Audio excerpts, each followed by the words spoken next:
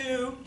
Today, the first thing we're going to do is we're going to go through some doublets that I have made so that you guys can see and maybe get some design ideas of your own or what you want to do. Now, all these doublets I have made, I have worn. Most of them I have worn on the field. They're armor legal and they're a lot of fun to fence in. So we're going to start obviously with the doublet I showed you guys last week, which is the first doublet I ever made. This one's not rapier legal. It's an Italian style, so it's very, very short. It's meant to be worn with tights. It's obviously laced up the front. This is a very, very first doublet I made. And no, it doesn't fit me anymore. Yeah. But, I'm going to keep these all up here. If you want to look at them later and fondle them and everything else like that, you're welcome to do that. But I just wanted to kind of show these to you as it is.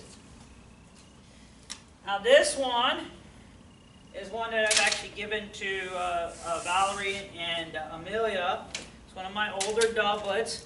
One of the neat things about it is the applique pieces that I put in to dress it up. Okay? This is a process known as applique. We'll learn about this and how to do this when we're designing our doublets. It's a very easy little thing. It's essentially just a little cutout piece surrounded by some trim to add a little bit of flair to the doublet. It's not structural, okay, but it is nice little design effect. This one also has some very unique sleeves on it, and I'm actually... These are sleeves off of a different doublet that are done in the same style. And the neat thing about these sleeves is it actually comes straight from Janet Arnold's Patterns of Fashion. It's in one of the first few pages of it, and it's a sleeve design unlike anything else. Now, there's a lot of buttons involved with these sleeves. Yeah. But let me see if I can get it undone here. Because I did this before we started, but oh well. Now, the reason I have these sleeves is the doublet that they were on died, but the sleeves themselves were still good. So I saved the sleeves, and eventually I'll probably put them on a different doublet, just because that's a very period practice. Okay, usually the bodies of doublets and stuff would not survive, and so the sleeve would take less punishment and would be easier. What? Okay, got it. It's almost done, so don't worry about it. All right. It's just called editing. All right, so the unique thing about this sleeve is you can see the pattern's a little bit odd. Okay. But what's nice is, obviously I can do a design on it. I did what's known as couching here, which I sewed a piece of cording down using a zigzag stitch. And I made, obviously, my device on the sleeve. And it folds up to be just a regular old sleeve. This is the left one. So you can see when it's on, it folds up very nicely. Now I can choose to unbutton the bottom and have a little bit of a hanging sleeve there. Actually, this would be that's a great one. I could choose to unbutton the top and stick my arm out there and make a hanging sleeve. I can just unbutton the whole thing and it just hangs down completely. And so, I mean, you can wear it in several different ways, and it's rather unique. Now, there are a lot of buttons on this. It does take more time to construct, but it's a lot of fun. And again, you guys will be able to look at this closer later, and I can actually show you the page where it came out of. Now, this is a more recent doublet that I did. This is my Vigil doublet. Now, it's very plain for me. There is no trim on the doublet itself. It's just the fabric is an embroidered linen fabric, and I chose to go without trim because the embroidered linen fabric was so nice. It's actually one of my most comfortable doublets to wear. Now, this one I actually lined in silk. Okay, I chose to line it in silk because I wanted to. And everything else like that. And you'll find that the sleeves are actually lined in a satin because the sleeves on this are very tight and I wanted to make it easier to slip my shirt sleeve through the doublet sleeve, and so the satin fabric allows it to slide through a little easier. It's a little hotter, yes, but it works out very, very nicely. So I really like this one. Now we were talking about that fabric district in Houston. This fabric we actually got from that fabric district in Houston. This is a lovely Jacquard fabric. This is a fighting legal doublet because it does have the extra panel on the front. This one's very, very light. The other two layers are linen. It does pass a punch test. Yeah. It's got, again, a unique poofy sleeve on it, and I went rather unique with the trim pattern as well. So again, you can see, you can go nuts with trim, you can go limited with trim, however you want to do it. You can have a lot of fun. And again, these will all be for your perusal to look through later. It's just too difficult to pass around. Again, this is one of the ones that I made early on. I took a very, nice Jacquard, and again, I limited the trim on it, okay? The trim's there, and it kind of sets off the doublet, but it's not all-encompassing.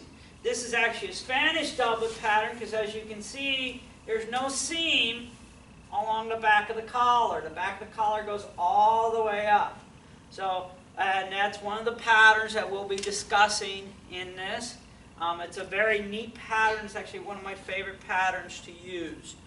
That doublet actually goes with this jerkin. Now, what's the difference between a jerkin and a doublet? Sleeves. Pretty much it. Yeah. Jerkins are usually a little bit looser than doublets, and they typically don't have sleeves, whereas doublets almost always have sleeves.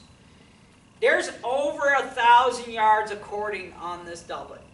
Okay, all the cording was hand done by about 30, 40 different people. I'll tell you the story behind this doublet at another time, but this jerkin is a labor of love, is what it is.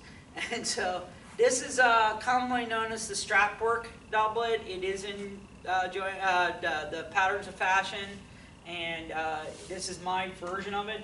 This one's actually made out of that yellow felted wool, that fabric that I had last week. The yellow underneath is that felted wool, and it's got satin as a lining, and other fabrics too. So that one's heavy and hot, but it's gorgeous.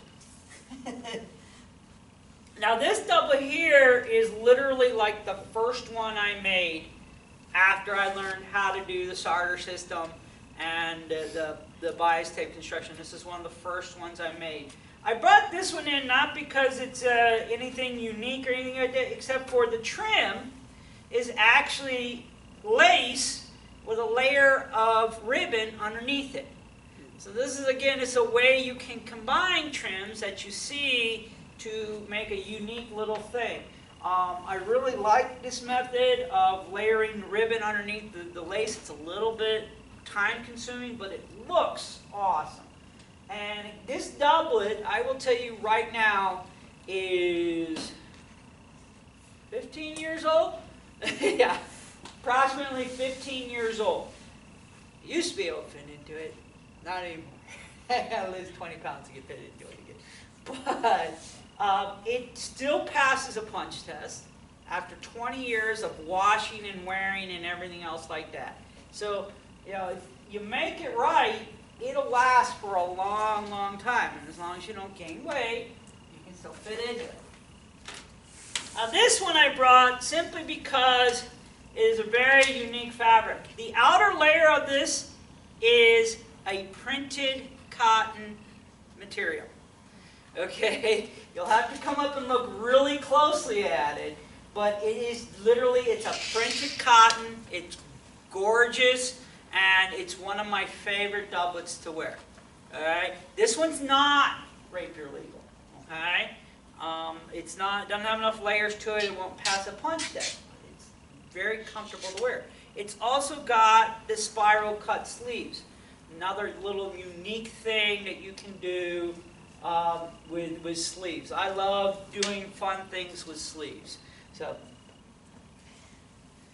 now remember how I told you not to use chenille fabric for a doublet? I learned from my mistakes. This doublet is made from that chenille fabric I showed you last week. It is very, very hot. One of my students, Rory, also has a doublet made from this exact same material, and he can tell you it's very, very hot. It's gorgeous, yes, and you know, I've got a really nice trim design on it and everything else like that, and then yes, it's rapier legal and everything, but it's really, really hot to wear. I almost never wear that one because it is so warm.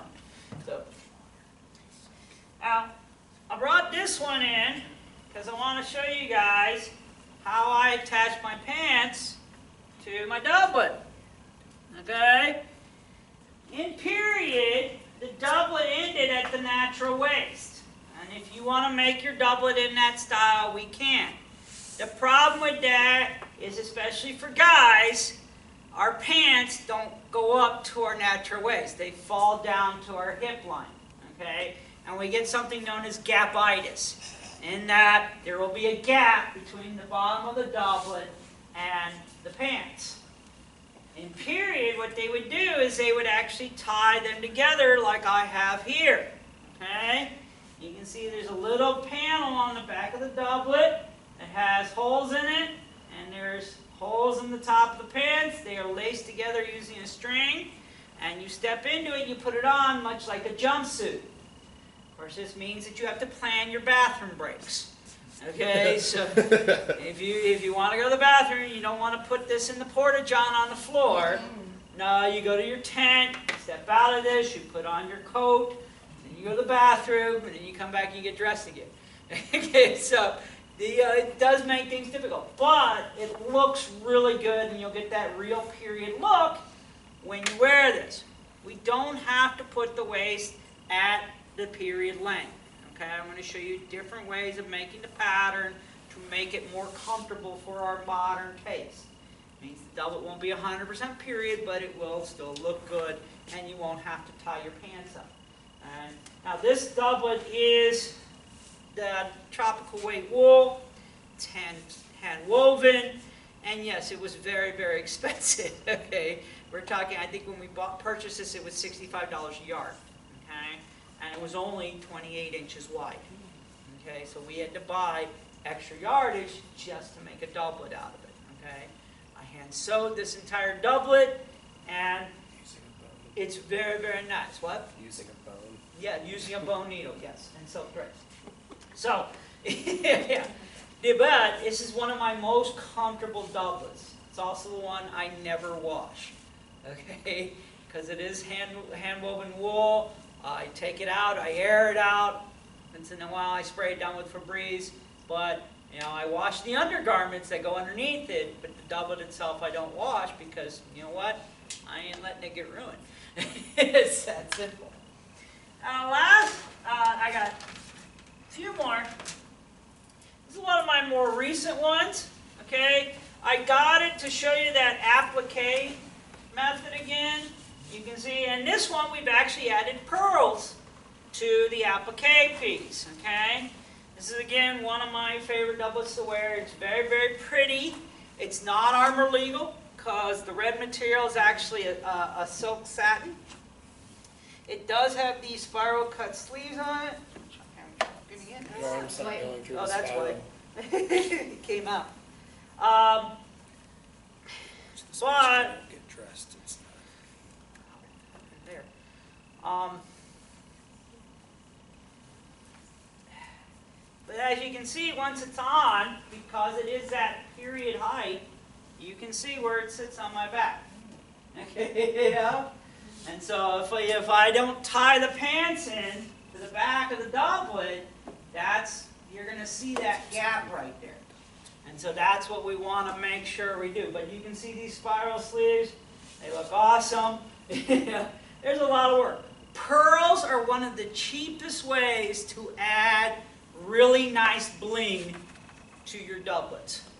Okay? They're not as expensive as you would think. You can get a string of pearls, which will have, what, 20, 30 pearls on it, for less than $10. Okay? And so you know, that's a lot. You know, you can add a lot of nice look with, you know, pearls. So pearls is one of the easiest ways to add a little bit of bling to your doublet. And like I said, they're not as expensive as people think, especially if you get the freshwater ones. You know, so they're a really easy way to do it. Last two outfits I'm going to show you,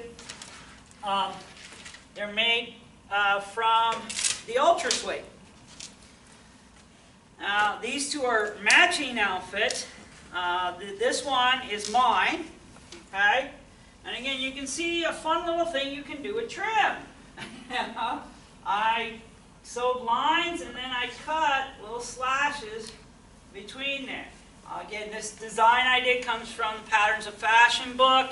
It's a fun little thing. And because I did it with the faux suede, the ultra suede, the slashes don't fray very much. It's very nice. But again, this is not a fighting legal doublet. This is one that I would wear. And again, I've kind of grown out of it a little bit. You know, but it's fun. And then, of course, you know, we made my wife a matching doublet. Okay? And the reason I brought this in is because I wanted to show you all these little silver things. Those are buttons.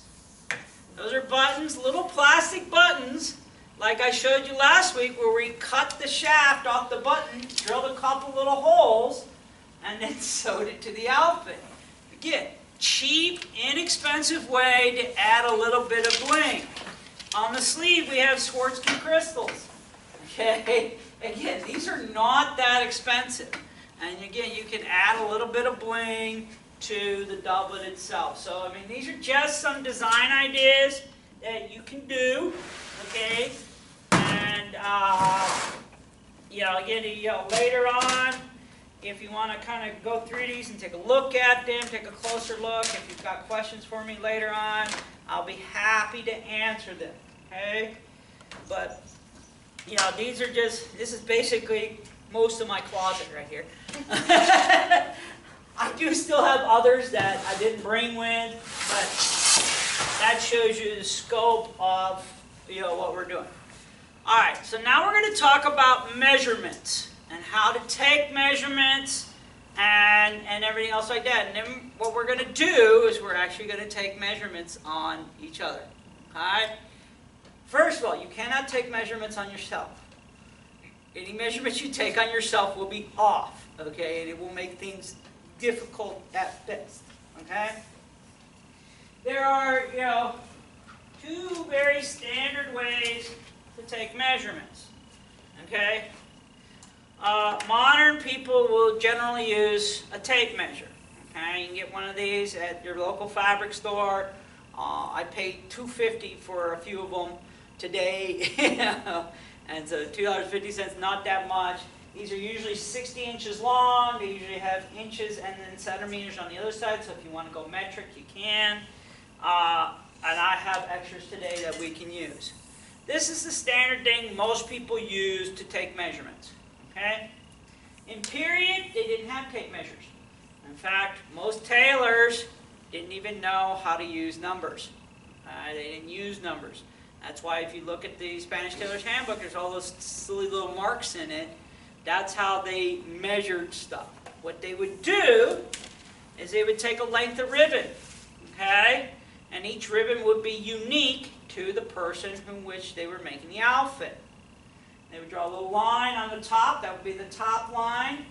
And they would measure down, let's say, a sleeve length. And then they would mark it on the ribbon, write sleeve length on it, you know, or whatever symbol they use for sleeve length. And then they would know that that's that person's sleeve length. And then, like, say, let's say the measurement, you know, when they were drafting the pattern, said, oh, we need half of this measurement to do. Like the chest measurement, when we draft the pattern, we'll need half of it. Well, we'll just fold the ribbon in half at that mark. Oh, look, that's half the measurement. Yeah, it's very simple. There's no math involved. It's very nice. And so if you are, you know, afraid of numbers or math, this is an easy way to go.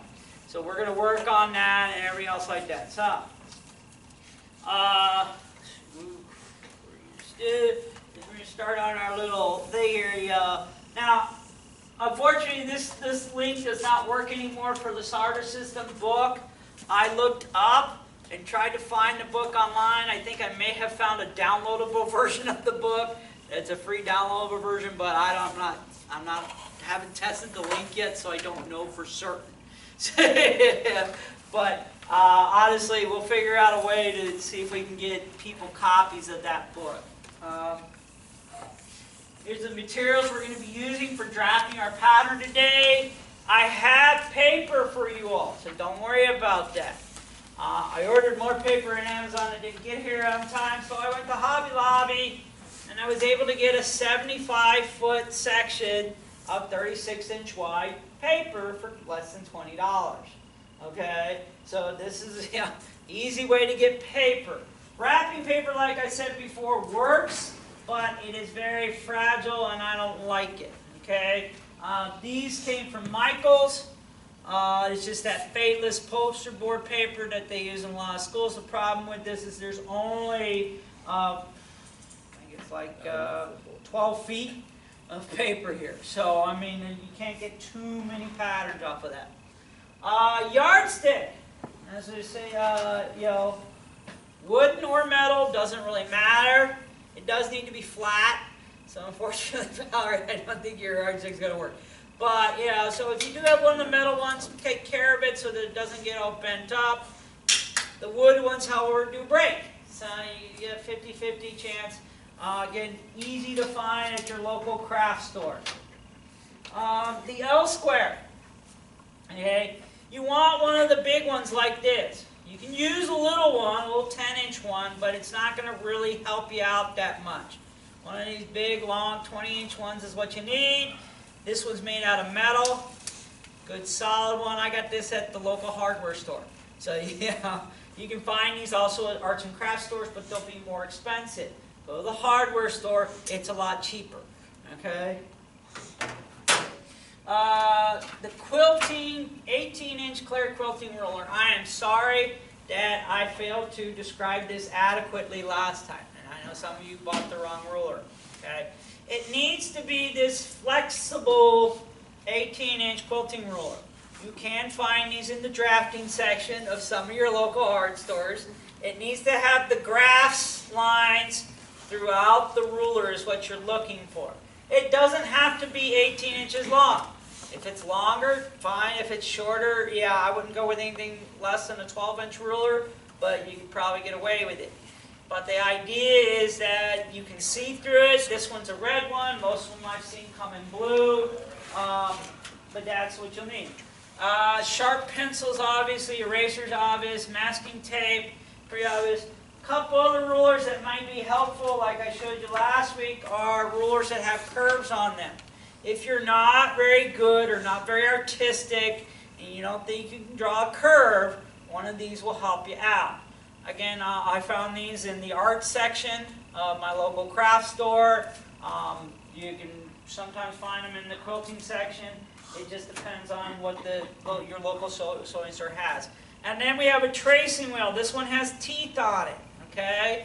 We're going to need this later on because some of our patterns are going to overlap when we draft them. And so we'll have to transfer them to another piece of paper before we cut them out. So that's why we need a tracing wheel. Alright? So those are the materials we're going to need.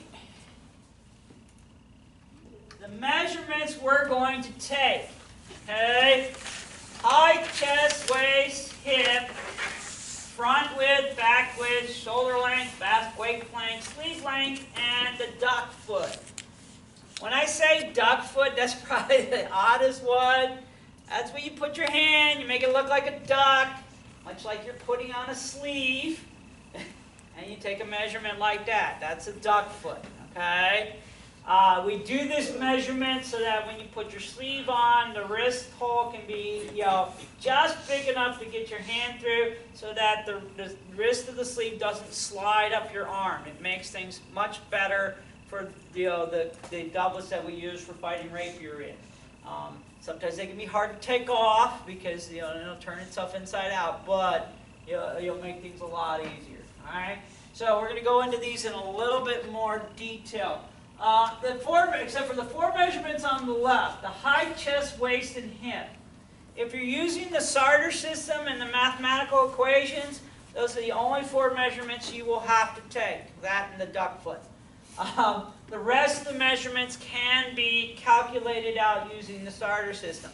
I'm going to show you both how to do this through the calculations and through using just physical measurement, because some people are more comfortable with that.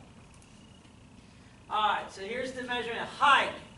This is literally the height of the person, barefoot, standing on the floor, all the way up to the top of their head. The chest measurement will be taken around the widest part of the chest without them taking too, you don't want them taking a fully expanded breath, just a nice little regular chest, where their chest normally sits, okay? There'll be enough stretch in the fabric for them to breathe, trust me. The waist is at the natural waist. For those of you who don't know, this is your natural waist. It's way up here. Okay, it's above your navel line. Okay, it's not down here where we wear our pants, gentlemen. That's not your natural waist. That means in the back it hits right about here. Okay. It's important that we get that natural waist measurement because that's actually usually where you're the biggest. Okay? I can wear pants that are less than 40 inches around my hip line because it's a smaller circumference. Around my waist, it's 40 inches. So I need that larger measurement. The hip is around the fullest part of the hip where the bones are. Okay? And again, we're going to be going through this step by step when we actually take the measurements.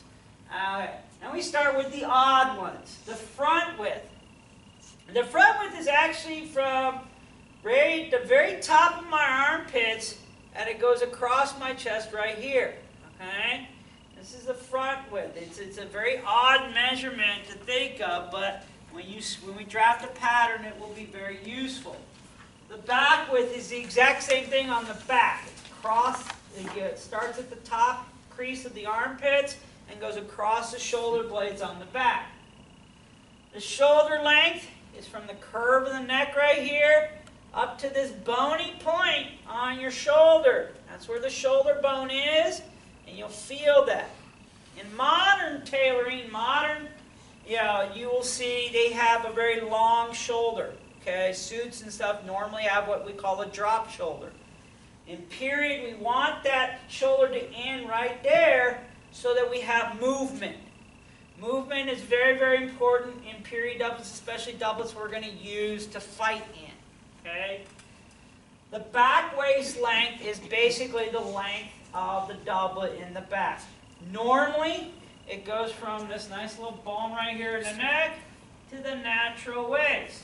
We'll be able to drop it down to, the modern pants line, I guess we'll call it, if that's what you want for your doublet. Okay, we can certainly make adjustments. Sleeve length is again from that bony shoulder point to this lovely little bone that sticks out of most people's wrists. That's the easiest way to measure it, and again, it'll be with the arm just relaxed, okay, and it's relaxed position down. You can measure it this way, it'll still be the same way. And again, like we said, the duck foot, thumb tucked underneath, around the base of the thumb part of the hand, which is basically where it's going to be the widest part. Okay? All right. Other measurements that will come out. This is the mathematical formulas that we'll use if we use the Sartor system. Cape length is just one that gets thrown in there. It's just the length of what a normal cloak would be. The height minus 9 inches. And we'll go through these if you choose to use the mathematical formulas.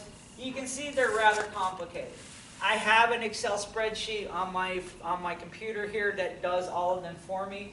I've not memorized the mathematical formulas. Once I put them into the Excel spreadsheet, I forgot about them. So they are helpful and they do work fairly well.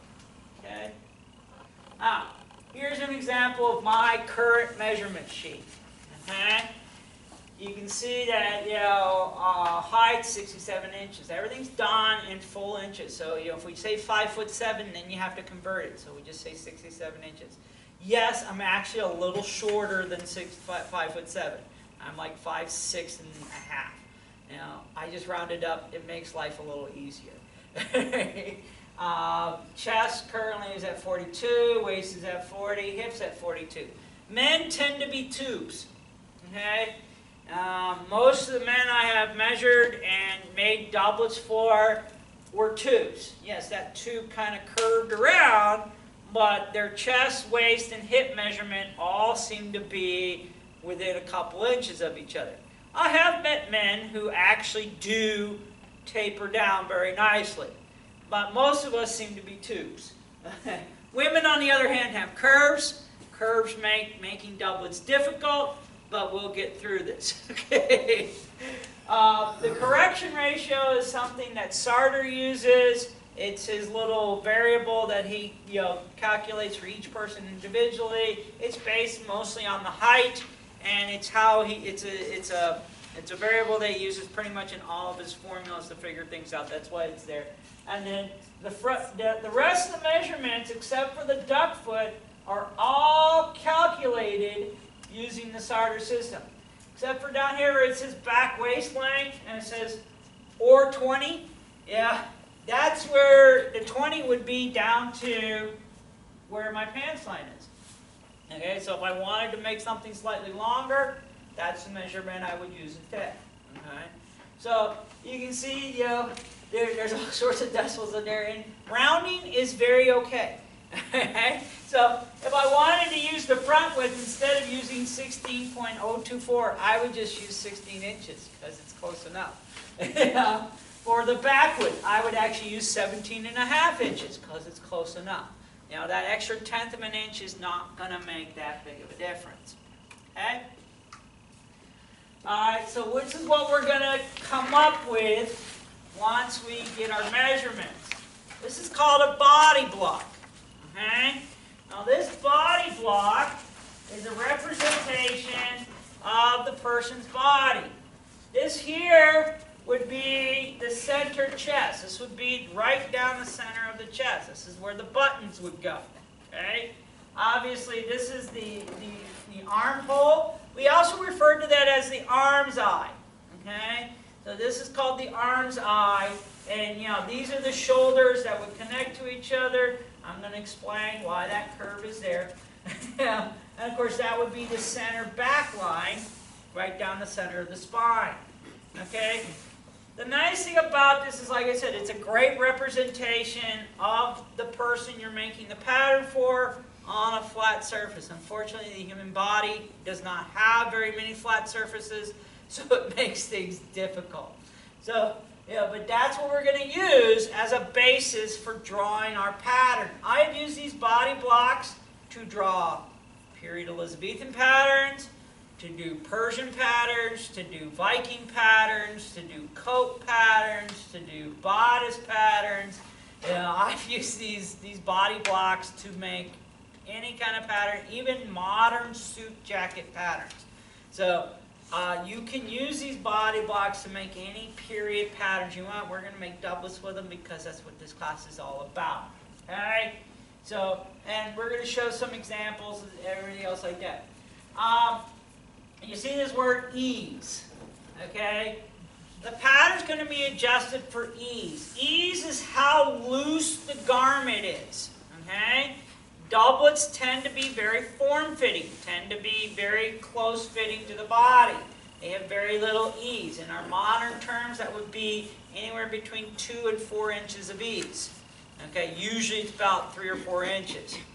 Coats, modern suit jacket coats tend to have 6 to 8 inches of ease to give you something kind of to refer to. Your typical t-shirt, depending on how tight you have it, my t-shirt right now probably has about 3-4 inches of ease in it. If it's a much looser fitting shirt, then it's going to have more ease in it. That's all ease means. And It's worked into the body block. When we make the body block, we decide how loose we're going to want the garment to fit, and we work that in. Okay? So we don't work ease into our measurements. Our measurements are taken tight, and we work ease in when we make the pattern. Okay? So that's just how we're going to do it. I think we're up to a point where we're going to start taking measurements. Let's see. Yep, we're going to take measurements now. Alright? We're going to stop the camera, and we're all going to take measurements, and yeah, we'll go from there. Got it? Alright, so I'm going to show you guys how to use the ribbon method. Now this is cross-grain ribbon that I picked up at my local fabric store. Okay? You don't really want to use satin ribbon because satin ribbon is really hard to write on. The cross-grain ribbon is very nice and really easy to use. Okay? Now, what I did was I drew a line up at the top. This is my starting line for all of my measurements that I'm going to do. So any measurement I take, this is the line it starts on. Okay? And I wrote her name up there so that I could do it. Okay? So the first measurement I'm going to take is the back waist length. Okay? Yeah. So what's nice is she's got a collared shirt on. So, the collared shirt, the top of the collar, that's where I would place my line, okay? But basically you're looking at where you want the collar of the shirt to hit, okay? So right at the base of the collar, that's where we're going to start. If you feel down, you'll feel that the most bony part of your spine right there at the top. That's your line, that's your start line. And then I'm just going to measure down, running along the curve of her body to where we want it to stop. If we wanted it to stop at her natural waist, we would stop right there. So I'm going to pull that off. Notice how I kept it marked with my finger.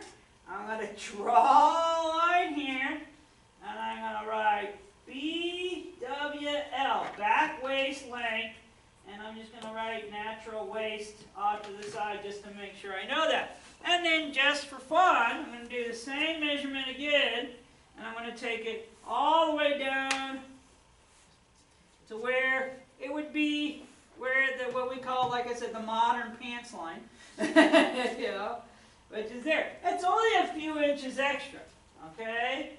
But it's enough to make a difference of that gapitis I was talking about, okay? Now, like I said,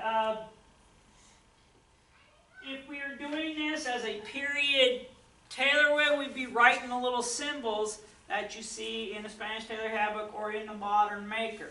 The Modern Maker talks about these symbols a lot. All right. So now, actually, let's back up a couple slides. All right. So we've got, we're going to go with our chest width. All right. Now, depending on the person you're measuring, you got to see how comfortable they are with you. This is my wife, so she's very comfortable with me reaching around her. Okay? But, guys, some women may not be comfortable with you doing this, so please make sure you do it. You ask permission before you do this, okay? Now, you can see it's going across the widest part of her chest. And again, what I do is I just kind of grab the ribbon where I'm marking it, just like this.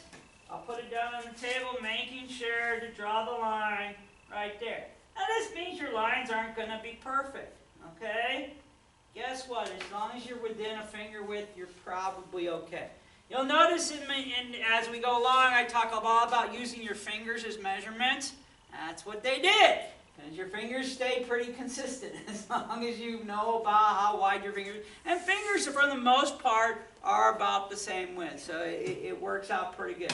Now we're going to do a waist measurement. Okay, again, we're going to go around the natural waist. Okay?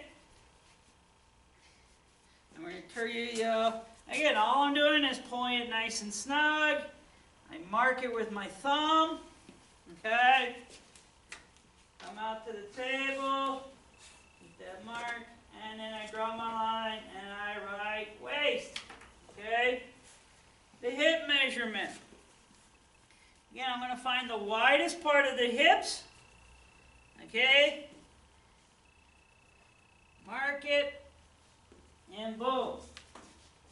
What's nice is I actually have her measurements that we did with the starter system, and we're going to compare this later just to see how close I am. Alright, so now the next measurement, the front width, is probably the hardest one to do right. Okay? Because first of all, I got to find the top of her armpits. Okay? And that can be difficult. So what I'm going to do is I'm going to grab a couple pencils. Okay? I'm going to have her put these right underneath her arm and have her tuck it up as far into her armpit as she can. And look, that tells me where the top of her armpits are. Okay? And then, you know, like I said, you got to make sure you're comfortable with the person you're measuring. I'm going to put the top right on top of one pencil, and I'm going to measure across the top to the other one, just like that. Okay? That's how we're going to get the front width. Now she's going to keep those in there so that I can get the back width. And she got to tuck them back through so because I can't see them on this side.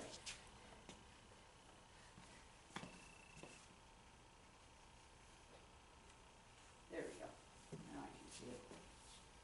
Alright, so again, I'm just trying to find the top of that, the base of the armpit, the top of the armpit there.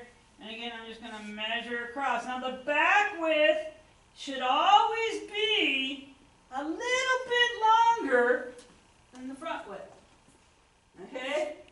So if your back width is in the right place, it will be slightly longer than your front width. So I was very happy that that came out. Alright, so that's how you mark, that's like I said, that's the hardest measurement to get of the front width and the back width, okay? Shoulder length, okay? What I'm going to do is I'm going to look at where her shoulder kind of meets the neck right there, okay? Where that slope of the neck is. Again, she's got on a nice collared shirt, so this makes things a little easier. Collared shirts are nice because they come up to that point right there. Okay? So again, I'm going to place it there, and I'm going to find that nice bony part of her shoulder. And again, that's where I'm going to place my mark. Is that right? At the bone right there. Now, make sure when you write shoulder length, you put an SH there, because we're about to do sleeve length. Okay? And if you put SL for both of those, we're going to have a problem. Okay? Yes, one is significantly shorter than the other one, but, yeah, we need to know the difference. Okay, so we got our sleeve length, we got our, we need our duck foot. Alright, so she's going to give me a nice little duck foot. Again, I'm going to wrap the ribbon around, mark it. I think that's our last measure.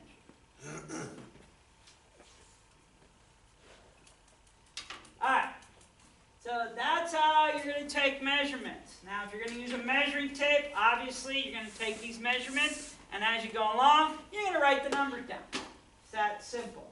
If you want to attempt to use the mathematical formulas in the starter system, just take the four measurements, the four measurements you need: chest, waist, hip, and height. And you're also going to need to take the duck foot. Duck foot's the only one we can't calculate out using the starter system. Okay, yeah. So we're going to do that. All right. So we're going to cut the camera and we're going to start taking measurements. All right. So you should have taken your measurements by now, and you should all have your piece of paper out in front of you. Like I said, the paper I use, I bought off of Amazon. It's just plain brown wrapping paper. It comes in a 36-inch width and 100-foot length. You can use wrapping paper, however, wrapping paper is meant to be torn, so after you use your pattern a couple times, it will start to disintegrate on you. This paper I've had very little issue with. I've been using it since the flood a couple years ago, and I've found it to work really, really well. What you really want to do is you want to cut your paper and then iron it flat. Yes, use your iron to iron the paper. It shouldn't burn it as long as you do just a quick swipe with the iron on probably the lowest setting. This paper has a shiny side and a dull side. I find I can see the marks better on the dull side, but it's up to you. I also found a roll of paper at the local Hobby Lobby. It was a 75-foot length, 3 foot wide. 3 foot wide is about the width you'll need for most people. Okay, remember, we're going to be using half the chest measurement as our main measurement for the doublet pattern. That means if you've got a 36-inch wide piece of paper, unless they have a 72-inch chest, you'll be able to fit the pattern on the piece of paper. Okay, I did Steph's pattern on this. Steph is a really big guy, and we were able to get his pattern on one of these pieces of paper easy. Now for the doublet, I'm using a piece of paper about 4 feet in length. So it's about 3 foot by 4 foot, or actually more like 3 by 3. Look a bit. So and that's fine. That's adequate. If you're doing like a cloak or a longer doublet or pattern, you'll need a longer piece of paper. But for our services, or for our purposes, this will be just fine. As you can see in the slide, the body block that I have drawn in the slide will be our ultimate goal. And you might have to get up out of your chairs to draw a lot of these lines, okay? One of the reasons I love this table is because I can spin it around and move it as I need to, okay? Now we're going to start. It's essentially connect the dots. That's what we're going to do. We're going to connect the dots, okay? We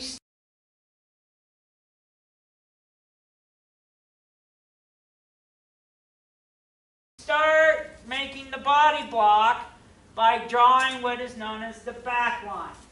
You're going to want to draw this line on the right-hand side of your paper, whatever direction you're going to choose to make the right-hand side. You know what you're going to do. Pick a point somewhere near the top of your paper, about a hand's width in from the edge, and at least a hand's width down from the top. Mark that point and call it point A. Okay? Just make a point somewhere in the top right corner of your piece of paper. Okay? Pick one corner to be the top right corner. Okay? There you go. And just draw a dot. From that dot, I want you to draw a straight line down the length of your paper. Try to keep it consistent with the edge, but it doesn't really matter. As long as it's away from the edge for most of it, you know, that's what will happen.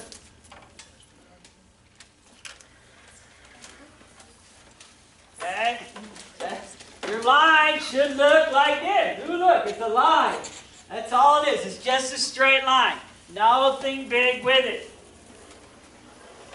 From that point you made, you're now going to measure, take your back waist length measurement, okay, and mark it along that line. I'm using the ribbon, so I'm just going to use my ribbon and say, oh look, there's my back waist length measurement, and I'm going to make a point.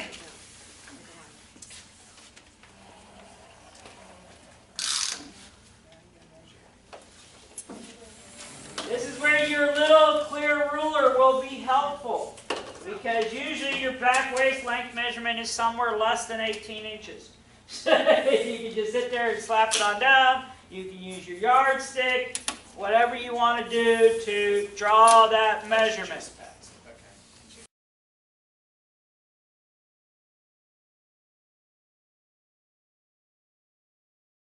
Good. Now, point A is your top point, okay? That's the first point you made, okay?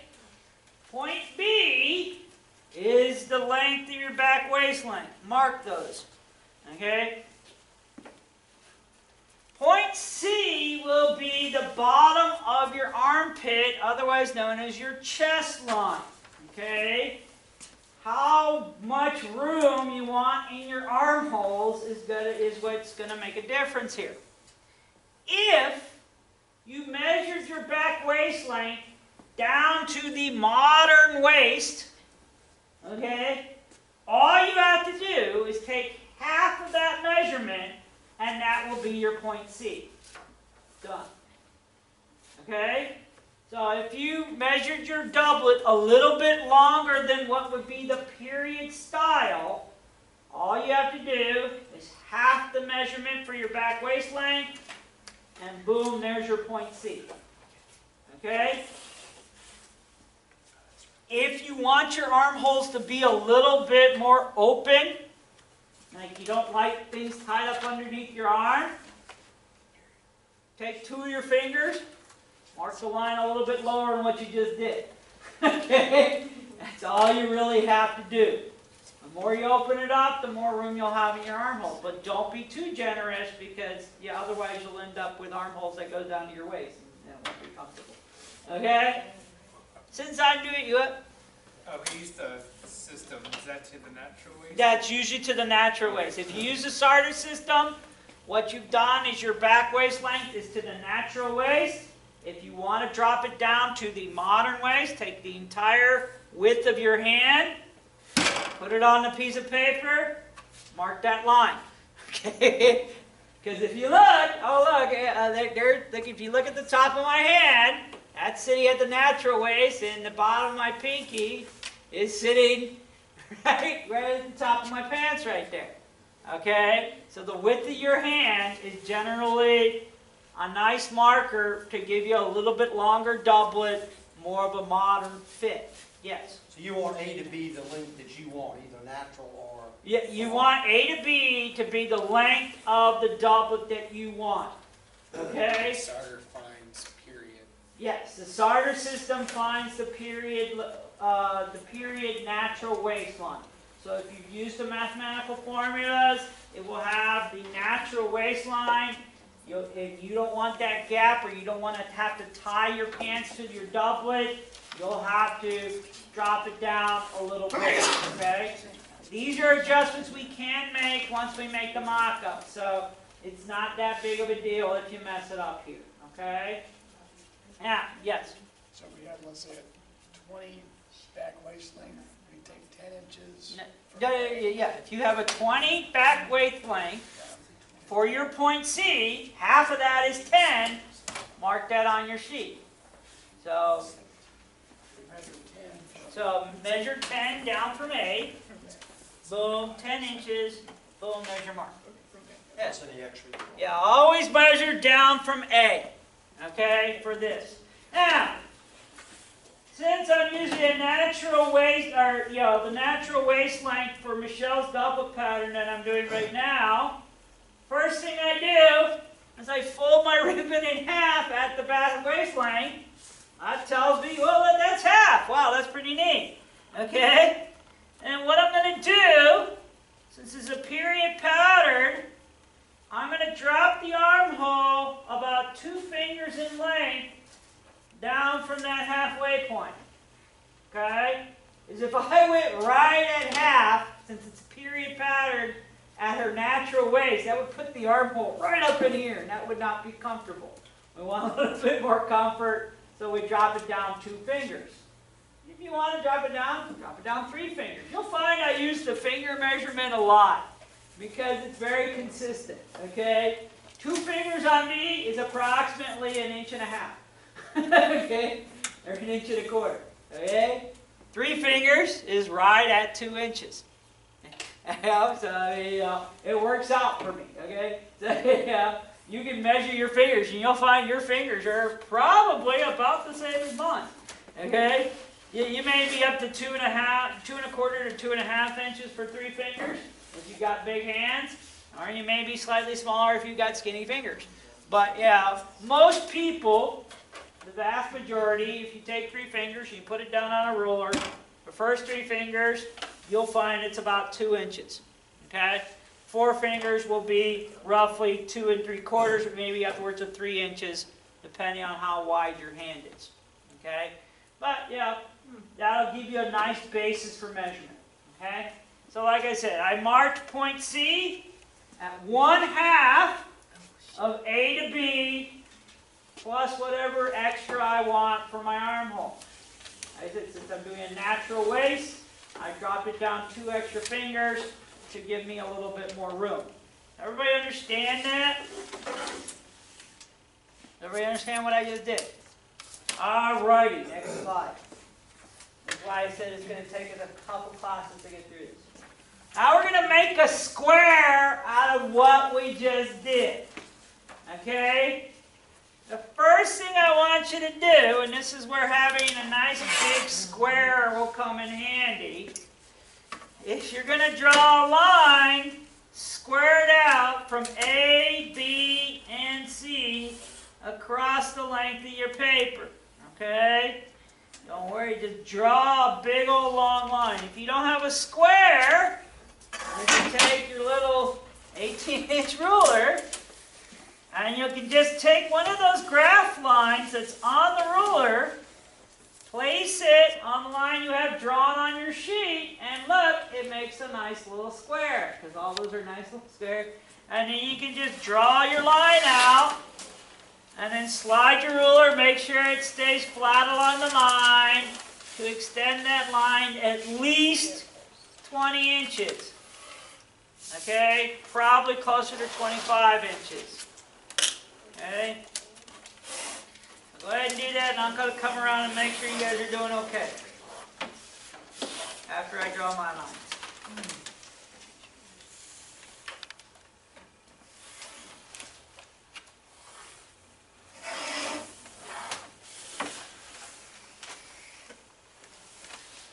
You have a T-square, one of those giant artistic T-squares. Those work really well too. It has to be one of the large ones that's like, 3 feet long. So 25 inches? Yeah, 20 to 25 inches. You just need a nice long line. Okay?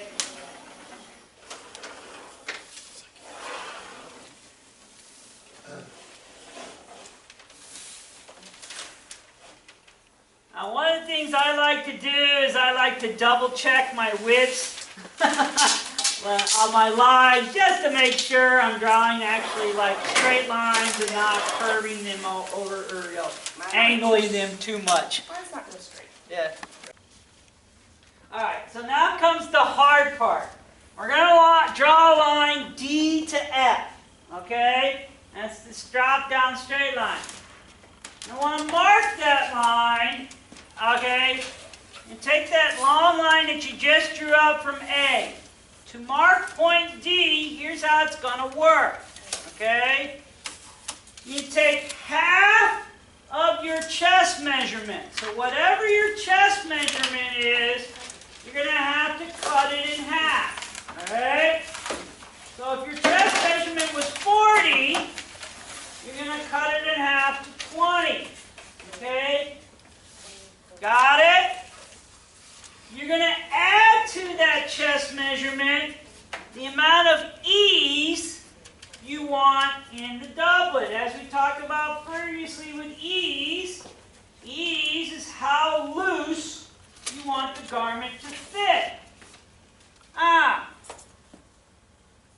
Ease for period doublets, they're usually fairly tight-fitting doublets. Again, I used a nice finger system here to measure my ease. 2 to 3 fingers of length is about how much ease you want. If you think about that, if I did 2 fingers of length, okay, 2 fingers on me is about 1.5 inches. Double that for the entire chest, because you're doing half the chest plus 2 fingers, that would mean you'd have about 3 inches of ease in your garment. 3 inches of ease is standard for most period doublets. You want a little looser, you add another finger. Oh look, that's slightly over 2 inches, so that would be a little bit more than 4 inches of total ease. Okay, you guys understand where I'm getting those numbers? Really honestly, for a doublet, you really don't want to go much more than 3 fingers of ease.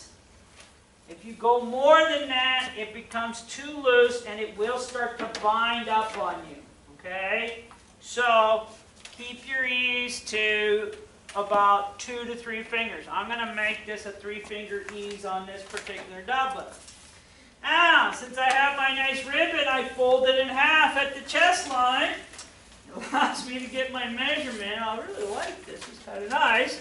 It says all I have to do is place down my 3 fingers, and that gives me my mark for D. If I square down from that line, I will make my box, and that will give me points E and F straight down that line to make a nice box.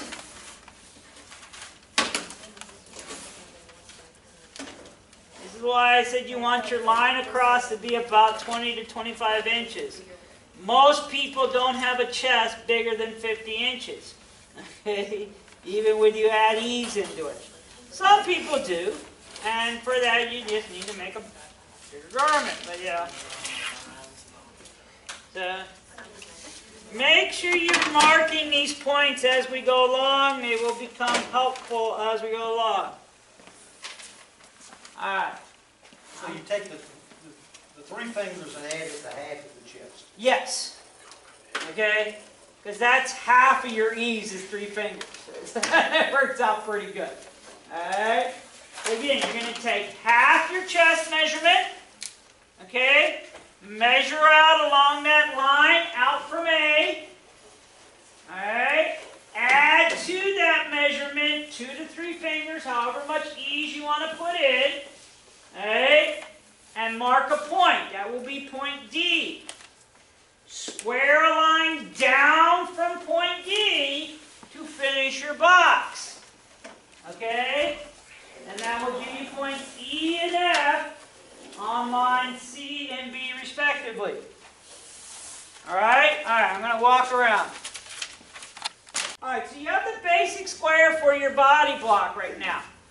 Line A to D is what we refer to as the top line or the neckline. Okay? Line C and E, that would be your chest line. And line BF, that's your waistline. Okay? When you do your pattern on your paper, make sure there is extra space above and to the right and below. You don't want this on the edge of your paper is what I'm saying. Because we're going to be, going off these edges to draw our patterns. Okay? So if you need to make some adjustments to it, we can make that, before next week. We're only going to go one more slide for tonight. Okay? What we're going to start working on is the front curve of the body. Bodies are not square. They have curves, they have angles, they have edges. And so that's what we're going to work on right now.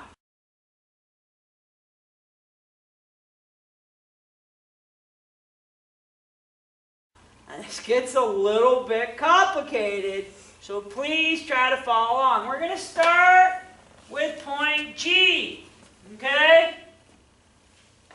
Point G is the front width. Again, since we're only doing half of the body, you only need half of your front width. You're going to take 1/2 of your front width. You're going to measure out from point D, okay? And that will give you point G. This is along points DA, okay? So out from point D. If you guys want to come over here and watch me do it, you can, okay? I'm going to measure out half the front width. And I'm going to mark that on line ADDA, whatever you want to call it. Okay? And there's no ease in that. No, the ease is already worked into the doublet, so don't even worry about ease anymore. Okay? Sorry. Yeah, so it's already there. So take half your front width. And like I said, with my ribbon, all I have to do is fold it in half. Match the line of my starter line up with my front width line, and boom, there's half. So that will give me point G. Okay?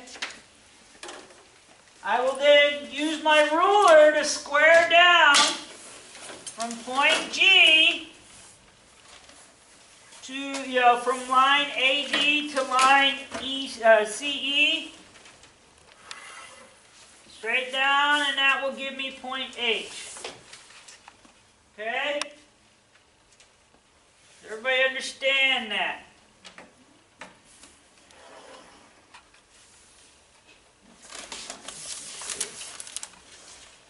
And you can always double check and see how square you're going by, measuring out and saying, oh, that's where the line should have matched up. Like, that was a terrible line. It should be right about there, I think. Yeah, that line. Yeah, I'll be redoing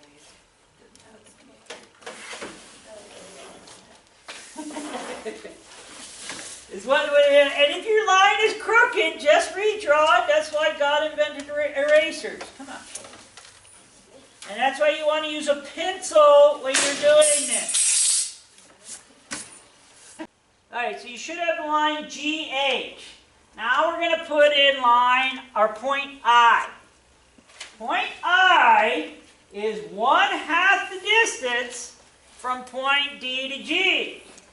When it says D to G is half your front width, point I would be 1/4 of your front width. Okay? Which means half of half. Okay. Now somebody asked, do I need to work ease into this? Ease has already been accounted for when you drew out your original square. So no, you don't need to worry about ease anymore. Again, I'm going to measure point I out from point D. Okay? If you measure it out from point G, it should be about the same because it's halfway. It's so easy. But if you mess it up, Grab the old ruler. Alright, so, Alright? first off, finger length from D is J. Now, point J is a hard one. You're going to measure 1 finger length out from point D. 1 finger width, sorry. 1 finger width out from point D will be point J. It should be about 3/4 of an inch. Okay? If you got fat fingers, make it 3/4 of an inch. Okay? I just like putting a finger down, it works pretty good.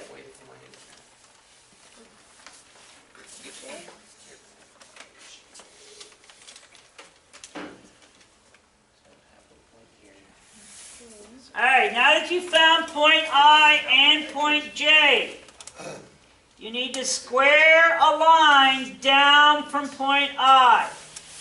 Okay? Drop it about half the distance down towards the chest line. Okay, it just needs to be, it's just a guideline for right now. It's about half the distance. You just draw a line down. It doesn't need to go all the way down to the chest line. It just needs to be a line. Okay?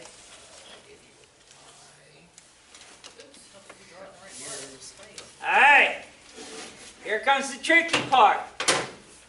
The distance between, for the point K will be on that line you drop down from point I at a distance equal to the distance between point I and point J. For instance, on my pattern, I to J is 2 7/8 of an inch. So I will measure down from point I to 2 7/8 of an inch. And that is where I will mark point K. Okay.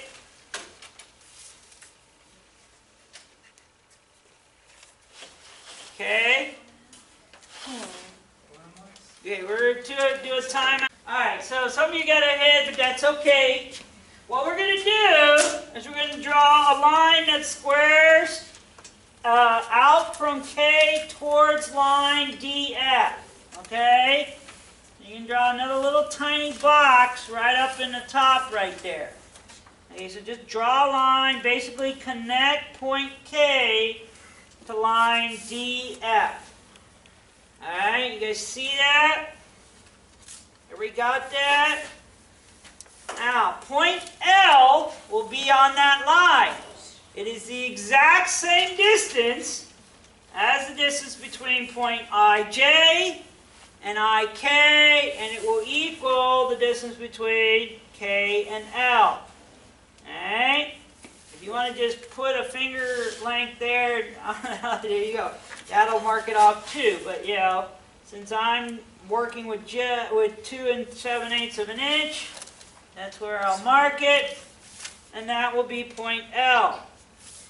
You then want to connect with an angled line, point L to point E. What this does is this compensates for the slope of the chest. The front of the chest slopes back towards the neck, okay, on all human beings. Unless they've got a growth in the front of their chest, it slopes back towards the neck, okay? So that's what that angled line is. That's line L to E. What you want to do then is try to use your wrist as a compass and connect L to I with a nice curved line. Okay? This curve should be rather deep. Okay, I know on the slide it shows a shallow curve, okay? There's only so much I can do in PowerPoint. I'm going to show you on the board here how, using the dry erase marker, how I do that. Okay, so we're just going to draw, this would be point K. Alright, go down, this is point L, actually I'm off. This is point I, this is point K, and this would be point L over here. Okay, and this would be our angled line down to point E. You know, and of course this is point D up here, and this would be a straight line there. Yeah, so, yeah. What I'm going to do is I'm going to, yeah, I can't do this. Let's do it backwards.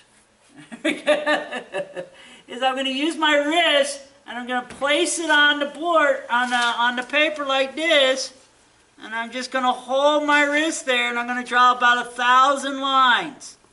Okay? And from that I'll be able to pick one good clean line to create my curve. Okay? Be artistic.